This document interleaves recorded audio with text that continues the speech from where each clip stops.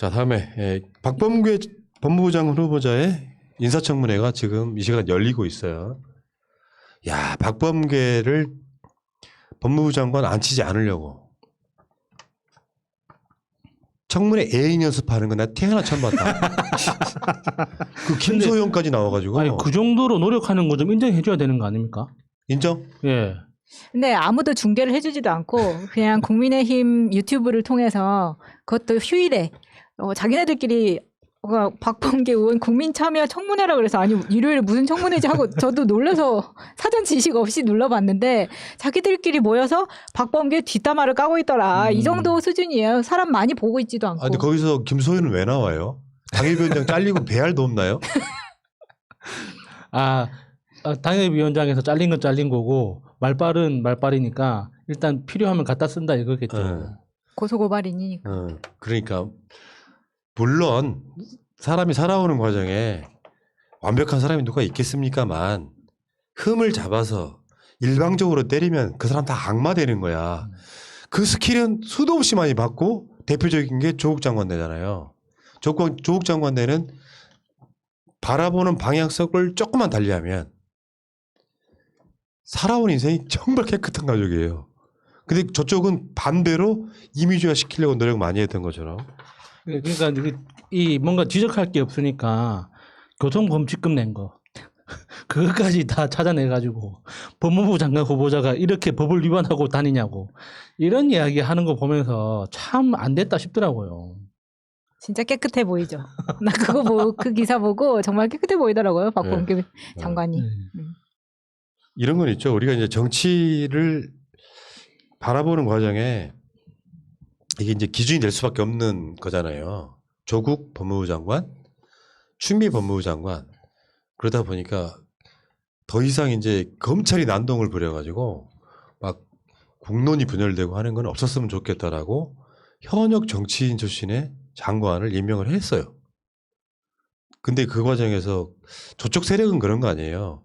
법무부 장관을 또 낙마시키면 자신들이 승리했다고 생각하는 것 같아요. 그러니까 다른 후보들은 다 대충 그냥 패스해 주는 것 같고 박범계만 낙마시키면 된다고 했는데 이것도 있잖아.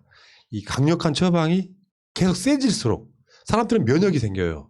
코로나 뭐 방역이랑 비슷하게. 그래서 그게 크게 이슈가 안 돼. 결국에는 낙마하지 않고 이 사람들의 목표는 뭐였냐면 청문회 열리지 않고 사퇴하게 만드는 거였다고.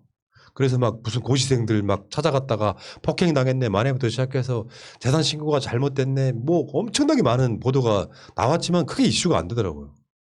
이런 과정이 있는 것 같고요. 오늘 김학의 사건에 대해서 한 말이 있습니다. 절차적 정당성이 중요한데 그건 맞는데 이게 왜 김학의 사건이 돼야 되느냐. 절차적 정당성만을 강조하면서 그 사건의 엄중함 김학이라고 하는 사건이 갖는 폭발력 검찰 모든 비리에 응축된 사건이 김학의 사건이란 말이에요. 예. 김학의는 현직 검사장이 스폰서를 갖는 문제. 그 스폰서 중에 하나가 별장 성접대 성폭행 사건도 이어졌던 부분인데 그걸 왜 꺼내느냐. 이런 질문들에 대해서 여러 가지 답을 했기 때문에 우리가 지금 청문회 중인데 이걸 다 뭐 갈무리 해가지고 다 말씀드리기는 그렇고 김학의 사건이 왜 절차적 정당성을 뭐 부여받아야 되는 사건의 대표적인 것처럼 되는지 이해할 수 없다 이런 뜻이에요. 그러니까 이해할 수 없다는 게 그 사건 자체가 그러니까 절차적 정당성의 어떤 표본이 되기도 힘들지만 검찰 입장에서 김학의 사건을 다시 끄집어내서 검찰의 이익이 될 게 아무것도 없거든요. 그러니까 검찰이 어떤 논리나 어떤 근거를 가지고 김학의 사건을 다시 재수사하는지는 모르겠지만 결과적으로 국민들 입장에서 봤을 때는 김학의 사건 하면 그 별장에서 그 뿌연 그 김학의 얼굴 우리는 다 김학의라고 알아봤는데 검찰만 못 알아봤던 그 분노 그 한 장면을 가장 뚜렷하게 기억하거든요. 김학의가 뭐 이렇게 도망가다가 잡혔다더라 뭐 어떤 누구한테 뭐 술을 얻어먹었다더라 무슨 옷을 받았다더라 그런 디테일은 다 까먹었어요.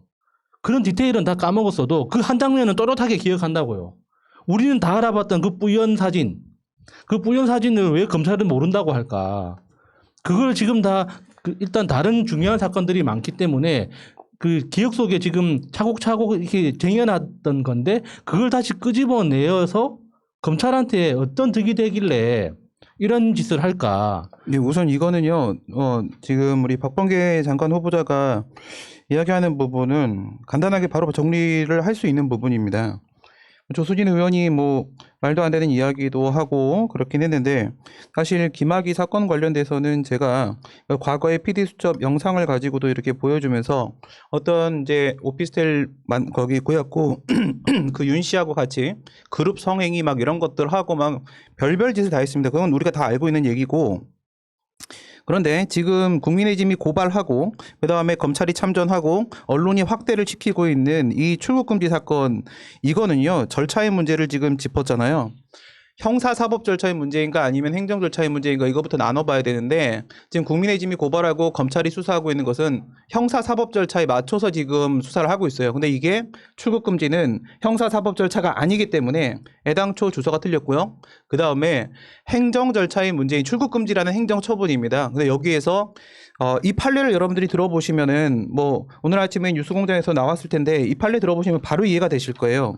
출국금지 요청에 이규원 검사가 잘못했다라는 얘기인데 출국금지 요청이 있는 경우에 법무부 장관 이에 구속되지 않는다. 출국금지 요청이 잘못됐다고 하더라도 출국금지 자체는 위법해지는 것이 아니다라는 판례가 있어요.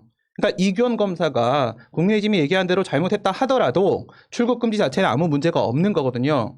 이게 왜 이런 거냐면 이런 문제는 결국 위법해진다, 잘못됐다라는 문제는 그것이 국민을 상대로 하는 외부적인 절차가 잘못됐을 때 그런 건데 이건 내부적으로 작성한 문서일 뿐인 거예요. 그래서 위법 여부에 아무 영향을 주지 않습니다. 형사사법 절차 문제가 아니라 행정 절차이기 때문에 애당초 출발이 잘못됐고 외부 절차가 아니라 내부 절차이기 때문에 신경 쓸 문제도 아닌 걸 가지고 왜 끄집어 들여갖고 이러고 있느냐. 지금 그 얘기를 후보자가 이야기하고 있는 것입니다. 그리고 이제 청문회 하기 전에 서면 답변을 보냈다가 답이 오잖아요. 네. 그 중에 이제 어떤 게 있었냐면은,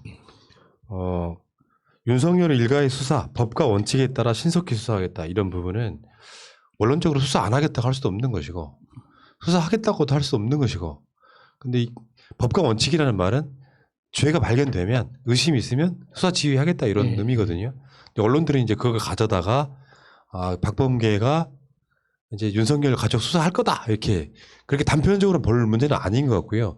안 하겠다 할 수도 없고 하겠다 할 수도 없는 건데 저는 이런 답변들이 이렇게 봐요. 예를 들면 지금 그 김학의 사건 관련해서 내부 고발자라고 불리는 사람이 상세하게 그거를 제보를 함으로써 김학의 사건을 재수사하게 되는 부분이 있었잖아요. 네.